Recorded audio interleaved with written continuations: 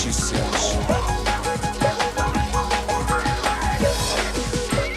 Os idiomas estão em constante transformação. Palavras e expressões ditas todos os dias por milhões de pessoas são abreviadas, sofrem influência de outras línguas e ganham novos significados. Aos poucos, a forma de falar em uma região se torna própria do povo que vive no lugar.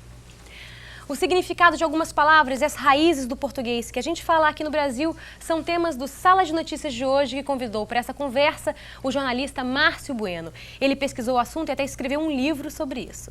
Como é que vai, Márcio? Tudo bom? Tudo bem, Amanda. O livro é esse daqui, né? A Origem Curiosa das Palavras. São 900 verbetes. Como é que você definiu o que tinha que entrar no livro? Tá, até 1995 eu levava a coisa mais como passatempo, assim, como hobby, né? E de 95 eu comecei uma pesquisa sistemática. E eu comecei o seguinte, comprei um dicionário etimológico e li da primeira à última linha, né? E fui selecionando e pensando as palavras que as indicações dos etimólogos são muito sucintas, né? Porque eles têm que dar conta de todos os termos do idioma. Então, uma coisa meio codificada e muito sucinta. Mas algumas coisas, assim, davam a impressão de que seria curiosa, né? Então, selecionei esses termos. Selecionei também os termos que contrariavam a sua significação original, tipo assim, chorinho, né? Eu vi uma música como Brasileirinho, do Valdir de Azevedo, e achava assim, como uma música alegre, brejeira, como é que pode chamar chorinho, pode ser né? uma música alegre, exatamente, né? Que tinha alguma contradição, por exemplo, jardineira, né? Ônibus em áreas rurais chama-se jardineira, né? Por quê? Porque qual a relação com plantas ou com, né, flores, né? Não via relação nenhuma. Então, outras pelo som, né? Então, se pegar araruta, né? Brega, então achavam um som curioso, né? O que de mais curioso você encontrou nessa tua pesquisa inicial, assim, que você colocou no livro? Eu coloquei, olha, tem muita coisa, né? Coco eu acho uma coisa muito interessante, né? Porque os portugueses no século, na Idade Média... Coco. O fruto, exato. Na Idade Média, os portugueses chamavam de coca ou cuca, um monstro, a figura da cabeça de um monstro, que eles usavam para assustar a criança, para fazer parar de chorar, para fazer dormir, né? E chamavam também de bicho-papão, né? E quando eles conheceram o coco na África, o coco, quando maduro ou seco, ele tem 3 furos na superfície, né? E tem aqueles fiapos. Então, é muito parecido com a cabeça do monstro deles, que eles chamavam de coco, aí passaram a chamar o fruto de coco. E esse termo se espalhou pelas demais línguas europeias, né? Inglês, francês, italiano, alemão, todas. Você fala também da origem da palavra peru, peru de Natal, que a gente come aqui no Natal, né? Que é o nome de um país, mas essa ave não é originária do Peru. Não, essa ave é originária do sul dos Estados Unidos e do México, né? E é engraçado que na língua portuguesa a gente chama de peru, né? Na língua inglesa se chama de turkey, que é Turquia, né? E na francesa de dandy, que é da Índia, né? E não mas é originário... o Peru não é de nenhum lugar desse. Nem do Peru, nem da Turquia, nem da Índia, né? É do sul dos Estados Unidos e a México. gente aqui chama de Peru por quê? Porque na época, no século XVI, os portugueses conheciam da América, eles conheciam basicamente o Brasil e o Peru, por causa das notícias assim da invasão do Império Inca pelo Francisco Pizarro, né? Eram muito frequentes essas invasões, até que culminou com a extinção do Império Inca. Então eles chamavam de Peru toda a América Espanhola. Então quando a ave chegou a Portugal, né, vinda do México, levada do México, começou a ser chamada de galo do Peru, né? E depois foi abreviado para Peru. E em relação à língua inglesa, os portugueses levaram a galinha d'Angola para os Estados Unidos, passando pela Turquia. Então, quando chegou lá a ave, a galinha d'Angola, os norte-americanos começaram a chamar de turkey, né?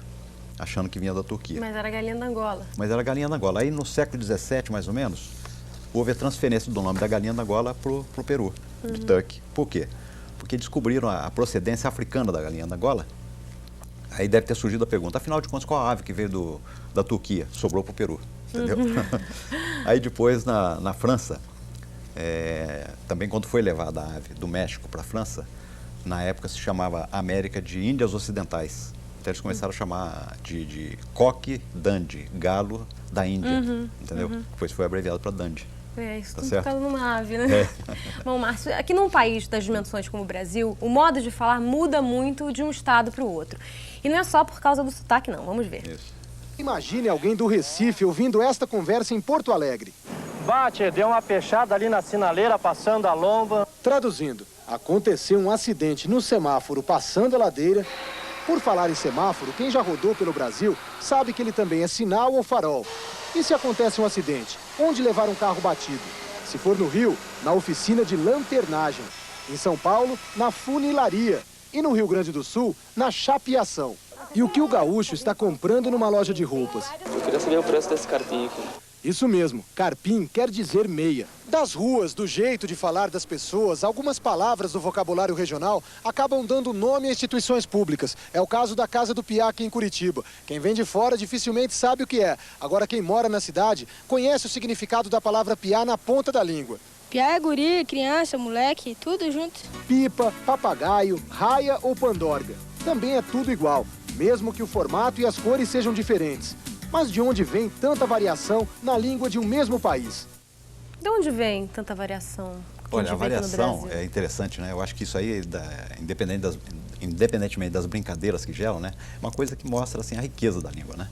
Então, isso aí vem muito o seguinte, influência de outros idiomas, né? Então, numa região, você tem mais influência do alemão, do italiano. Outra região, você tem mais do espanhol, né?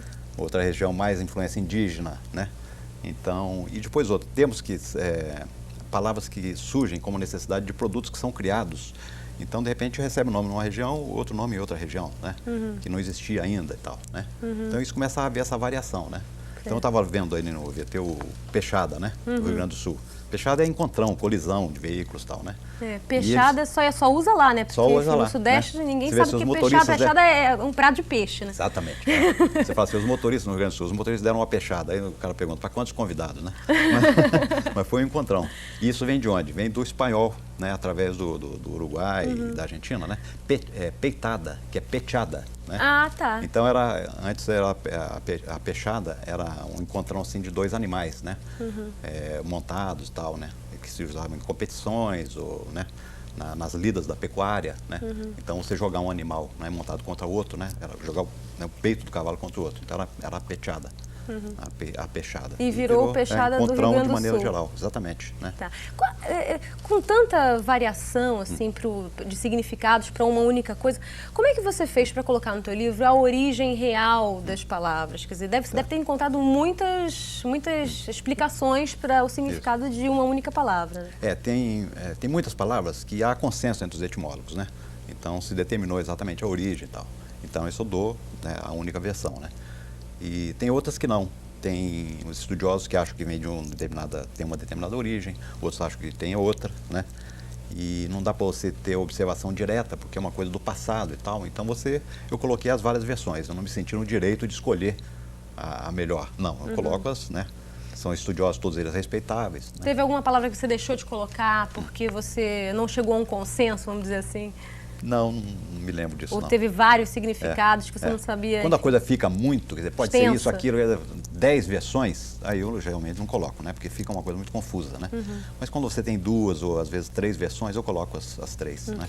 Agora, como é que você fez essa pesquisa? Você recorreu a que fontes? Eu comecei o seguinte, em 95 eu comprei um dicionário etimológico e li da primeira à última linha, né? Antes eu achava que ler dicionário era coisa de maluco. Eu não sei se eu estava assim tão errado, né? Então, e fui pensando as palavras mais curiosas, né? As indicações bem sucintas, né, indicavam que tinha uma curiosidade ali, né? É o caso, por exemplo, de baderna. Só se dizia o seguinte, o nome de uma bailarina italiana que se apresentou no Rio em 1851.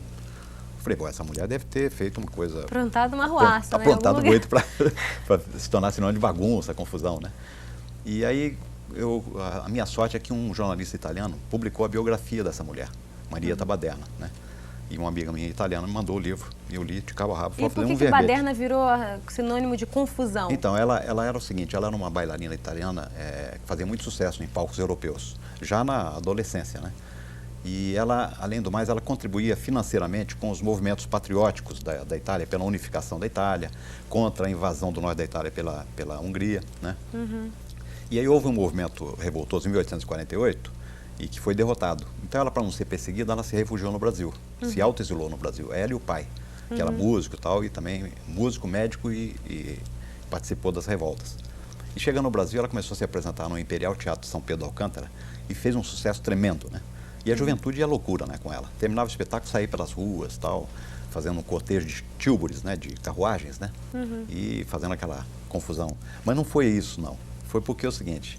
Como ela era uma transgressora, né, ela morava com um artista sem ser casada, né, ela, além do mais, ela alternava a dança clássica com a umbigada no Lago da Carioca e ia dançar a umbigada junto com os escravos, que eles chamavam de semba, que está na raiz da palavra samba, mais tarde que viria a se tornar samba, né? Então a elite do Rio de Janeiro, né, e os jornais começaram a fazer uma campanha contra ela, achando que ela era um péssimo exemplo para a juventude, né? Então, E aí o nome dela, o sobrenome virou sinônimo aí começaram de... a boicotar, não renovavam o contrato dela e os jovens iam para os teatros e interrompiam os espetáculos no meio, vaiando, batendo os pés no chão, fazendo a chamada pateada, Certo. né? E aí virou sinônimo de bagunça, confusão. A gente né? continua a nossa conversa daqui a pouco. E você não sai daí, porque a conversa com o Márcio Bueno, jornalista, autor do livro A Origem Curiosa das Palavras, continua daqui a pouquinho, depois do intervalo. Até já!